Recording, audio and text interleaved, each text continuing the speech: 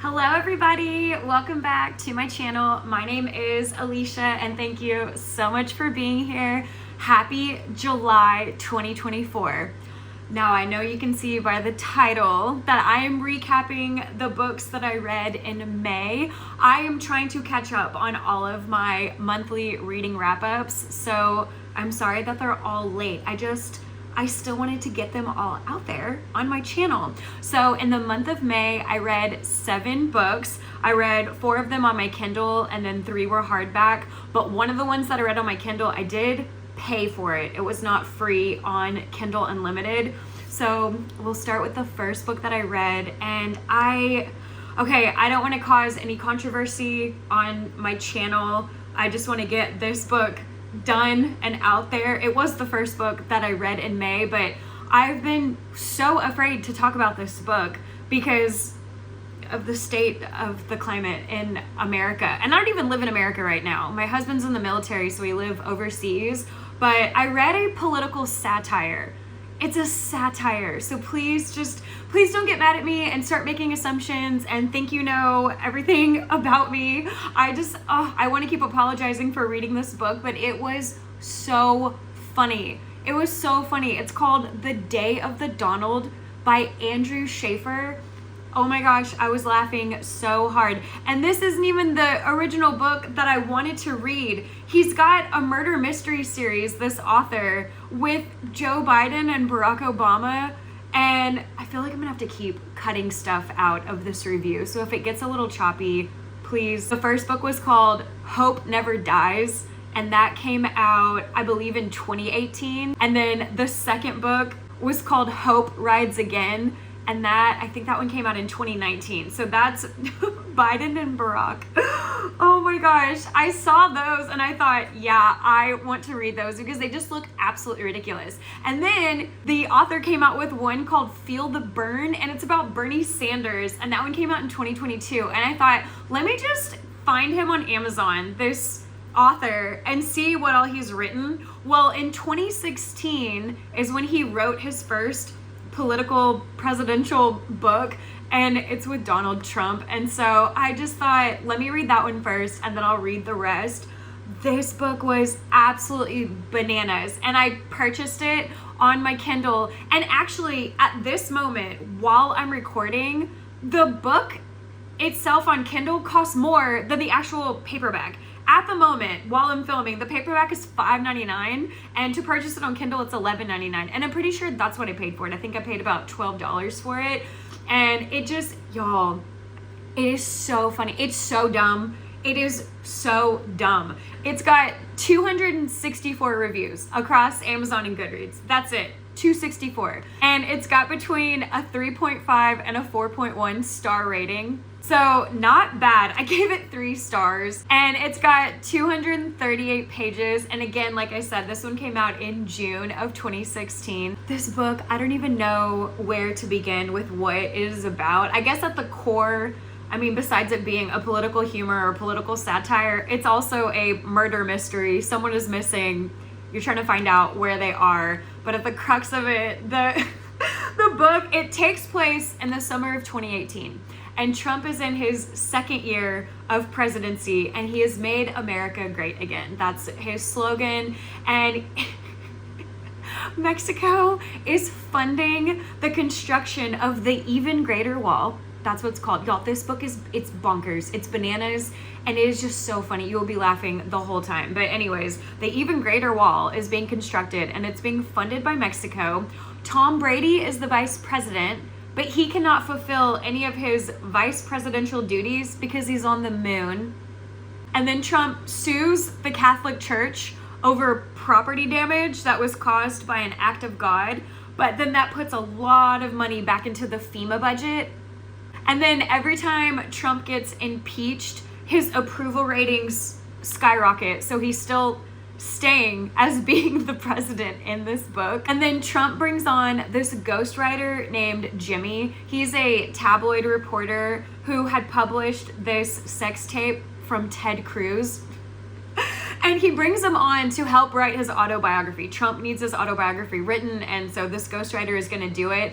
But you find out throughout the book that there was a previous ghostwriter, and he's gone missing, and that's why Jimmy got hired to be the replacement. And so Jimmy starts looking into where this missing ghostwriter is, and it's just, this book, it was so fun. I was laughing so hard. It is so dumb. It's dumb. It is so dumb. I cannot, yeah, but I was laughing. I had to keep stopping and reading lines out loud to my husband. There's even a scene where Trump has to go into a meeting in the conference room at the White House, and he's late for the meeting because he had to go back to his office and get his comb to brush his hair.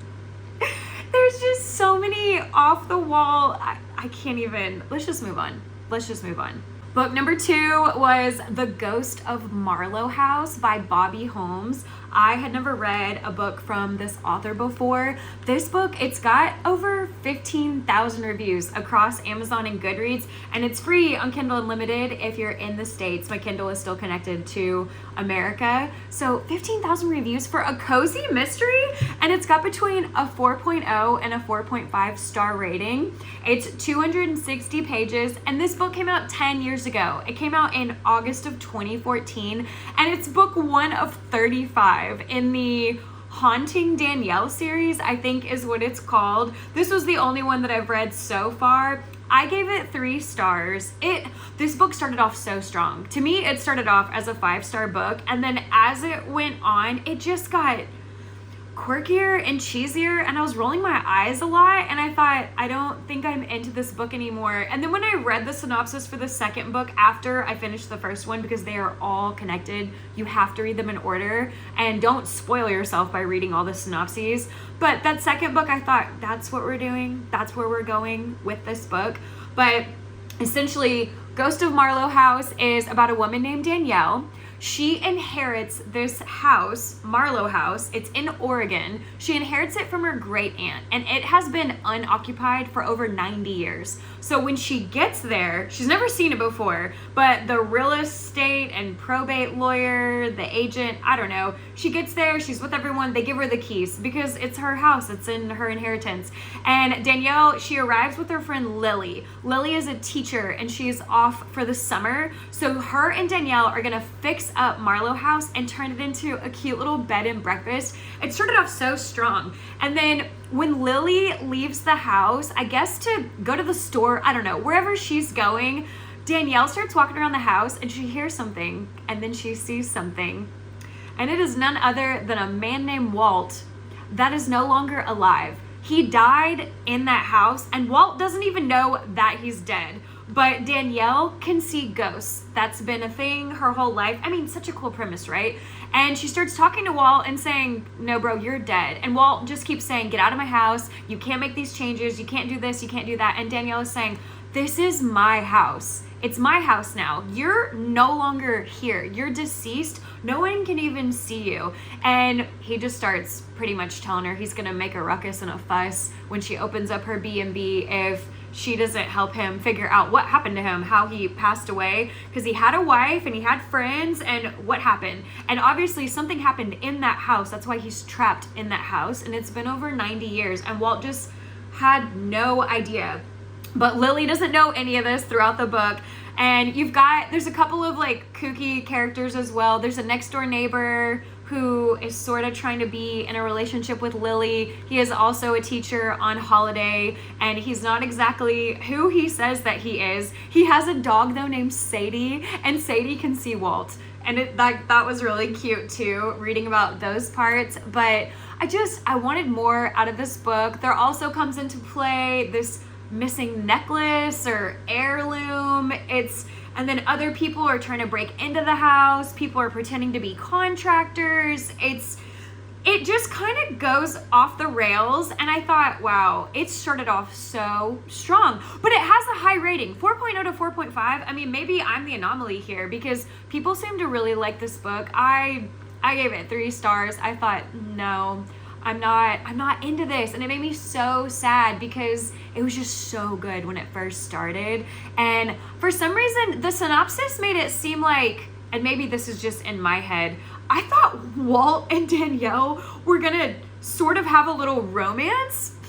even though he's dead, but like that would have been really cool for a human to have a romance with a ghost. I'm looking for any of those if y'all have any recommendations on paranormal romances.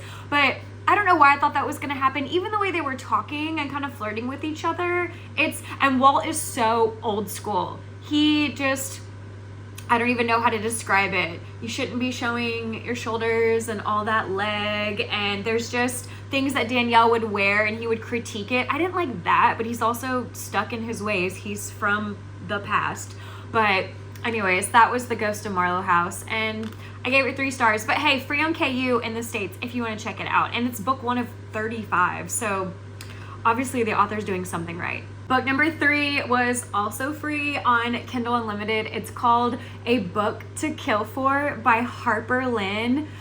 Y'all, I loved this book so much, and I didn't vlog it on my channel, but I gave it a 5-star, and then I dedicated an entire video convincing you to read this book. I still stand by this book because it's the first cozy mystery that I've ever given 5 stars to.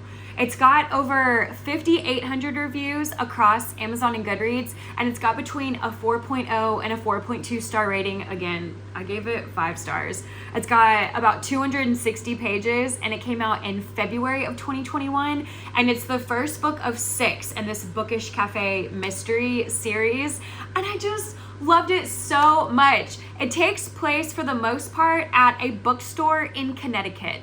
There is a woman named Maggie that works there, and there's this older gentleman that owns the bookstore, and he and Maggie love reading, and he creates a TBR for her every month, a to be read list, and it's always it's the books that are in the store that no one's buying. This bookstore never has any customers because they don't sell very popular books. They sell very like old school literary fictions, and Maggie is obsessed with it. This is her dream job. This is her dream boss. Well, one day, and this is none of this is a spoiler that I'm telling you, it's in the synopsis, he passes away, and she's just so upset, and she goes to his funeral and she stands next to his coffin the entire time. It is just so precious and sweet, and people keep asking her, oh, are you gonna take over the bookstore? And she's thinking, no, I just work there. His son Joshua is gonna take it over, and I hope he still lets me continue working there. Well, she meets Joshua at the funeral home, and then she meets him again when she goes in to work a couple of days later for her shift, and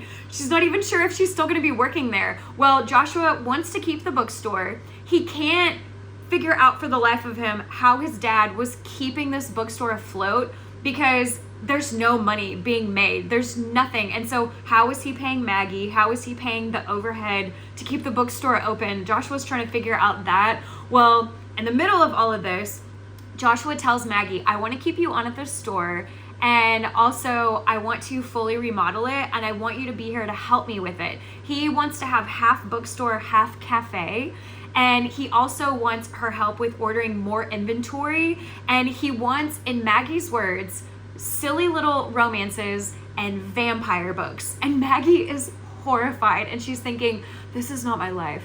This is not the bookstore that I worked at with your dad. You were coming in and you were changing everything, and none of it's going to be for the greater good. Well, in the middle of the construction, there's an electrician, and he's getting pulled both ways. Joshua wants him to be the electrician for this renovation, but then there's a man in town, I think he owns a pawn shop, I don't know, there's another man in town who also wants that electrician to come and do work for him at the same time. So that electrician is gonna have to make a decision. Well, then the electrician gets murdered, and we know he gets murdered because he gets electrocuted, but he's a master electrician. This guy knows what he's doing. So obviously there's some foul play going on, and there's the head of the police department, I think his name's Gary. He went to high school with Maggie. He comes in, he's trying to figure out what happened to this electrician, and everyone in the town collectively starts pointing the finger at Joshua, saying, you're the one that's new in town, you're the one trying to change up this entire bookstore, you were mad at the electrician because he was possibly gonna go and work for this other guy and make more money,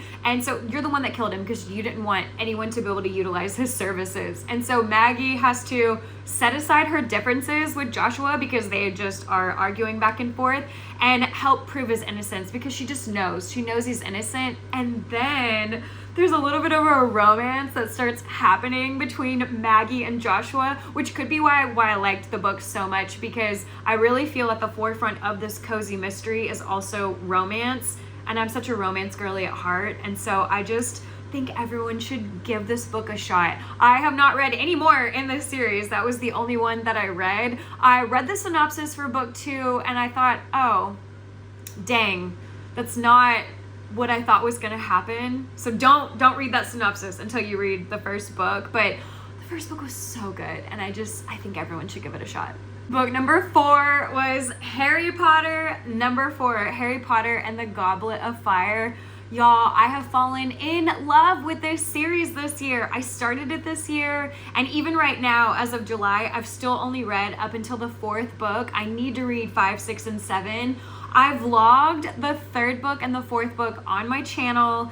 Oh my gosh, I love this series. And this is the first time I've ever read this series. I've never read it before, and every time I'm done reading one of the books, I will watch the movie with my husband, because he's read all the books and seen all the movies multiple times, and so he's always saying, did you read the next book? Are you done? Can we watch the movie? It's so cute, and it's just good quality time. But this book, oh my gosh, I loved it. I love them all. I gave it 5 stars, if you cannot tell. It's got over 3.8 million reviews across Amazon and Goodreads, and it's got between a 4.6 and a 4.8 star rating, so people love it. Again, I gave it 5 stars. It's around 750 pages, just depending on where you're looking at it. Amazon is wrong about these Harry Potter books. I think this one, it said it had 300 pages. It is long. It does not have 300 pages. And it came out 24 years ago this month. It came out in July of 2000. Y'all, I'm 37 years old, but this is the first time I'm ever reading them and watching the movies. So this one with the Goblet of Fire, Harry is in his 4th year at Hogwarts, and he's 14 years old, and there is a Tri-Wizard tournament. So Harry plays Quidditch. So there's not going to be any Quidditch this year at this school, because they're entering into this Tri-Wizard tournament that was, I don't know, I think banned for the last 500 years because it's so unsafe and students die. And so now they're making it to where you have to be at least 17 to enter. So you have to be in your, 6th or 7th year of Hogwarts to even enter. Harry cannot enter it because he's only 14, but he's dreaming about it. And then weirdly, on Halloween, that magical cup, the Goblet of Fire, it starts spitting out names because you need a champion from each school. There are 3 witchcraft and wizarding schools, and I didn't even know that until this book. I thought there was only Hogwarts, but there's Beauxbatons, I think is what it's called. They're French. And then there's Durmstrang. I think they're Russian. But the Goblet of Fire is going to pick 1 student from each school, and then the headmasters at each school, along with a couple of other objective judges, they're all going to be judging this tournament. So Halloween time comes, and it's supposed to spit out one name for the Hogwarts school, but it spits out 2. So there is a student who is old enough, qualified to be in this tournament, and then it spits out Harry's name. And no one knows why. They all think Harry lied and somehow used some fancy magic to get his name put into the cup. And part of the rules are, if the cup drew your name, you can't withdraw. You have to go into every competition. And even if you lose one of the competitions, you then still have to go into the next one. You are required, it's, I don't know, magical law. And so Harry's freaking out. He's thinking, how the heck did I get involved in this? How did my name end up in that cup? But no one believes him, including Ron. He and Ron get into this huge fight, and Ron just says, it's always got to be about you. It's always, oh, Harry Potter, the special boy with the lightning bolt scar. So they are getting into it the whole book. And then also Ron and Hermione they're still not together. I was hoping they would get together in this book, but Ron is just very jealous of Hermione's choices in this book. So that was fun to read about. But these tournaments, I guess, these games that they all have to compete in, there's, they're going up against dark wizards and dragons, and there's death-defying tasks, and it's like testing his prowess and his daring, and it was just so good. Now, I know I have not read all the books and I have not watched all the movies, but I know from the internet that the books start to get dark. That starts in this book, and it's not anything too crazy, but I will say there is one death in this book. One, and I need redemption and justice. I'm not okay, but apparently the books are going to get darker. So I'm just throwing that out there. Also, in every book, there is a new Defense Against the Dark Arts teacher. For some reason, this school just cannot keep a teacher in that position. And so in this book, it's Mad Eye Moody with his one googly eye that moves around. He was such a cool character. I really liked him. But the book, I mean, these books are they're getting better and better, but they are going to start getting darker, which is why I have not started the 5th one yet. But yeah, Harry Potter 4, that was book number 4. Book number 5 is Love Me by Jessica Saunders. I had never read a book from this author before, but I really like this book. I gave it 4 stars. I vlogged this on my channel. This is a women's fiction book. And if you look at the title, Love, Me, it's as if you're reading a letter, and at the end of the letter they write, love me. So I just wanted to throw that out there. But this is, again, like I said, it's women's fiction. It's got over 2,800 reviews across Amazon and Goodreads, and it's got between a 3.5 and a 4.0 star rating. It's kind of short. It's 260 pages, and it came out this year. It came out in January of 2024. So this is about Rachel. Rachel is a lawyer, married to a lawyer. They went to Cornell together, and then they went into practice together. They actually used to work together, and they have 2 kids. And if you ask Rachel how her life and marriage are going, she says everything's great, but really when you start doing a deep dive, her life is on autopilot. She works a lot, and then if she's not working, she's taking care of the kids, and her husband is just kind of absent from life, absent from being a husband, absent from being a good father. Well, then Rachel's world kind of gets turned upside down when some racy photos and letters get leaked to the tabloid. And the reason why this is such a big deal, it's because her ex-high school boyfriend is now this megastar actor named Jack Bellow, and it brings Rachel into the spotlight, and then it brings her back into the world of Rachel and Jack, and she kind of starts calling into question her marriage and what happened in high school with Jack versus when she was in college and met her now husband. And it just makes her start wondering, how did I get here and what do I really want?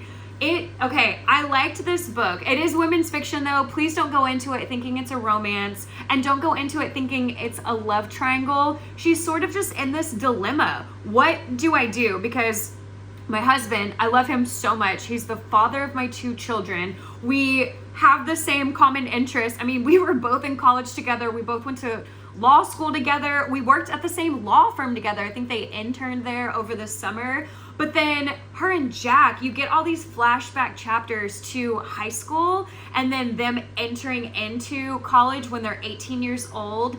And you're trying to figure out as the reader, what happened between her and Jack? Because I know some people think, oh, it's just high school love. You're, 14 to 18 years old, in between that range. That didn't mean anything. High school relationships are nothing compared to adult relationships. But their relationship, it was just so tender and so sweet. And Jack didn't have the best upbringing, and so even Rachel's parents kind of took him in and helped him. They were so motherly and fatherly towards him. And so the whole book, you're trying to figure out what the heck happened with Rachel and Jack. And then also you're trying to figure out, why is Rachel with her current husband? But then when you're getting flashback chapters to college, her husband, I mean, he used to be pretty cool, but he changed. And then you're thinking maybe that's what happened with Jack. Maybe her and Jack were great and then he changed. You're just back and forth in the past and in the present day. And it's getting out of control in the tabloids and the internet. People are figuring out where Rachel works. They're calling up there. They're talking to her personal assistant and asking questions. She's getting emails. This book, I thought it was so good. I mean, it was very realistic. And then she's got this group of friends, and some of them are still friends with Jack.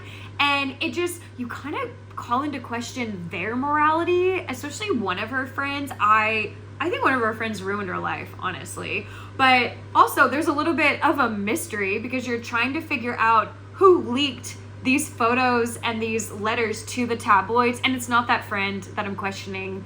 I know it probably sounds like it with the way I just said it, but I don't want to ruin it for y'all, so I'm not going to tell you. You do figure that out pretty quickly, who it is. But this book, I mean, I really liked it. I did give it 4 stars instead of 5. There were just a few things that I didn't like about the book. Also, there is a little bit of infidelity, so if you don't like that, there is a little bit of that in here, but still such a solid 4-star read. I want to read more from this author. Also, this author, Jessica Saunders, she went to Cornell University and she herself is also a lawyer. So all the lawyer jargon that you read about in this book, that's all legitimate, which I thought was so interesting, because while I was reading it, I thought, wow, this is really good. It seems like this is all truth. And then when I finished the book, I was reading up about the author and I thought, oh, she's a lawyer.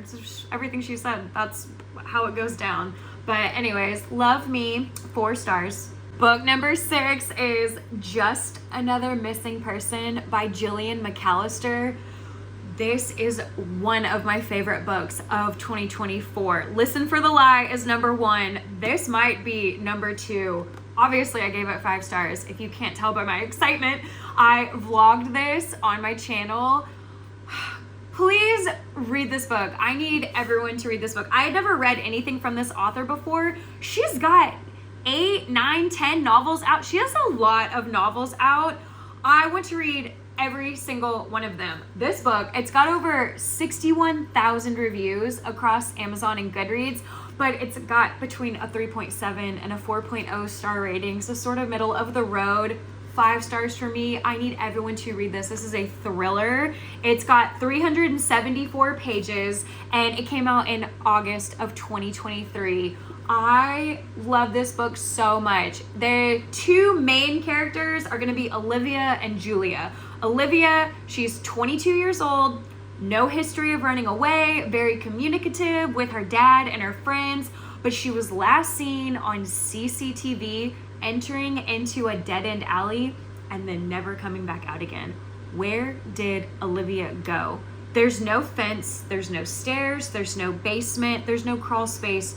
Where did she go? She went into the alley and then she never came back out. Where is Olivia? Well, then you've got Julia. She is the detective heading up this case. And Julia just thinks this is going to be an open and closed case. She's going to find Olivia, get her back to her dad and her friends, and then Julia's going to go home to her husband and her daughter. Well, there's a third person that sort of comes into play, and it even says it on here. His weapon isn't a gun. His weapon isn't a knife. It's a secret. This person, man, because it says his, you know it's a man, he has a secret on Julia, and it is juicy. Oh my gosh, it is so juicy. And he needs Julia to stop looking for Olivia and frame somebody else for Olivia's murder. He already knows who he wants her to frame, and he even has little bits to add to the crime scene so that that person can get framed for Olivia's murder. Julia's thinking, no, absolutely not. I'm not gonna do that. And he says, well, I know. And then he says the secret, and he says, I will let that be known to everybody in the world.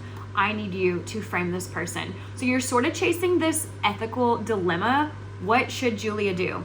Should she go to her managers, to the higher up bosses at the police station and say, hey, this is the situation. Also, this is kind of what I did in my past. Or should she do what he says, because she needs to keep this a secret? It is juicy. This book, it was so good. And Julia, of course, while all this is going on, she's still looking for Olivia, and she has watched hours and hours of this footage. Where did Olivia go? It is so good. This book, please read this book. It is definitely a thriller. There's nothing scary in it. There's nothing graphic in it. Just every chapter makes you want to read the next chapter. I want everyone to read this book. And it says Olivia, she's been missing for 1 day and counting. And even in my vlog, I count down the days. There's also what would you call him? He's not a vigilante. I don't know. There's a guy in this book. He's not a good person, but he and Julia have this great friendship. I almost want to say he's a narc. He is a bad guy. He does bad things, and Julia knows this, but that's her into the bad side of the world. I really liked his character. And then she's got her partner, her cop friend. Oh my gosh, he's great. I think his wife just gave birth, and so he is always tired. Every time he comes into the office, he's just sleepy and wants to drink a lot of coffee. And then Julia and her husband, they are having some issues in their marriage. And then even their daughter, I think she was 16 in this book. The daughter she's basically falling in line with what Julia is. It's like the daughter is going to grow up to be a detective. Also, there is a Reese's book called Wrong Place, Wrong Time. Technically, according to Amazon, that book came first, and this is the second, as if it's a duology. I never read that book, and when you read the synopsis, it has nothing to do with this book. It's about a mother and a son. The son murders somebody, the mother sees him stab that person, and then the mom wakes up and it's the day before. And then every day the mom wakes up going further and further back into time, days, weeks. She goes back 2 years into time, and it's leading up to figuring out why in present day her son murdered that person. And that has nothing to do with this book. So if you see that one, feel free to read it first. I didn't know that was the first, but this is the second, and I just want to read every Gillian McAllister book. Book number 7, the last book that I read in May, was Wildfire by Hannah Grace. This is book 2 out of 3 in the Maple Hills series. Book number 1 was Icebreaker. I read this last year and I gave it 4 stars. And then I read Wildfire this year, also gave it 4 stars. I vlogged this on my channel. This, y'all, has over 278,000 reviews across Amazon and Goodreads, and it's got between a 3.9 and a 4.1 star rating. She's a chunker. She's 386 pages, and this one came out in October of 2023. These are both sports romances. This one for sure, because you can see he's on the hockey team. She's an ice skater. He is also on the hockey team. I'm still calling it a sports romance because there is hockey throughout this book. But this book takes place at a camp. They're camp counselors for the summer. It's so cute. The book starts off with, it's Russ and Aurora. It's the end of the academic school year. It's not the end of college. It's not the end of their senior year. It's just the end of the school year before summer starts. And Aurora is sweet on this other guy, this basketball player. So she's at his frat house trying to hook up with him one last time because that guy is a senior. Russ is with all the other hockey players at their frat house, and one of Aurora's friends is at that frat house. And she keeps texting Aurora saying, come on, you said you would come with me to this party. So Aurora and that basketball player, they ended up just saying their goodbyes. They don't hook up, they don't do anything. She leaves that party and she goes to Russ's frat house. Aurora doesn't know any of them. She doesn't know anyone on the hockey team. And their first meeting, it's so cute. Aurora is in the kitchen looking for a real cup, a regular cup, because everyone's drinking out of those red Solo cups, and she is just anti-plastic. And Russ walks in and just sees her opening every cabinet in the kitchen, and he comes up behind her and he says, "Are you a burglar?" It is so funny. This book, it was so cute, y'all. It was so cute. And then they get into a drinking game. They play drunk Jenga. And on some of the Jenga blocks, there are dares for them to do. And so all of these dares kind of bring Russ and Aurora a little bit closer together while they're drinking and having a good time. Well, then Aurora says, "Can I see your room?" And so they go up to his bedroom, they hook up, and then there's a whole misunderstanding, and Aurora thinks that he wants her to leave, so she leaves. She just sneaks out of the house, and she just thinks she'll never see him again. Russ comes out of the bathroom, Aurora is not in his bed, and he just thinks, I only know her first name. I didn't even get her last name. I don't even know how I'm going to find her. Also, we're going into summer, so even if I tried to look for her, I really wouldn't be able to find her until August, September, when school starts back up. So he just thinks, okay, well, sure, there was that little one-night stand. Well, then they both start their job at this camp, Honey Acres, and they run into each other, and it is so cute. There's so much tension between them because they're both just secretly into each other, but neither one of them knows it. And she just tries to avoid him the whole first day. He won't talk to her. He won't say a word. He is such a golden retriever and he's so shy. And she just doesn't want to talk to him because she thinks that he doesn't like her. She doesn't want to get rejected in front of all the other counselors. And there's just, it's so cute. There's so much tension. There's also a no staff fraternizing rule at this camp. And so that also doesn't help with them trying to figure out what they're gonna be, if they just want to be coworkers or if they want to be more. And Russ is one for following the rules. His dad has a major gambling problem, and so Russ does not want to go home. But since it's summertime, you can't live in the dorm rooms or in your frat house during the summer. You have to go somewhere else. And so Russ cannot get kicked out of this camp. He's there for 9 weeks and he needs to stay, because if he gets kicked out because he starts fraternizing with Aurora, then he's gonna have to go home to his gambling father and his mother, who just sort of lets it all happen.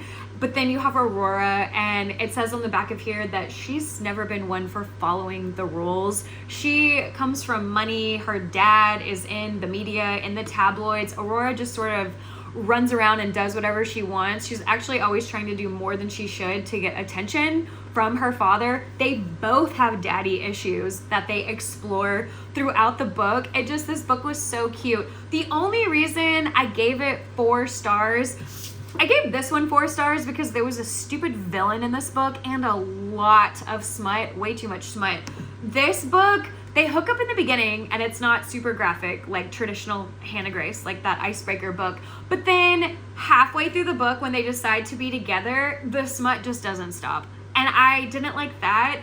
And then also, I feel like in the middle of this book, if they weren't hooking up, then each chapter was about Russ and his background and then Aurora and her background. And the book almost became women's fiction and men's fiction. And I even say that in that reading vlog, but it was still such a cute book and I cannot wait for the 3rd one to come out. It's about Henry and Callie, and there's a little bit of a Callie cameo in here. So I recommend you all read this book, read the whole series, but this was book number 7. Okay, everybody, those were the books that I read in May. Thank you all so much for coming along on this journey with me. And please let me know if there's any other books that you would like to see in future vlogs. And y'all have a good rest of your day. Bye.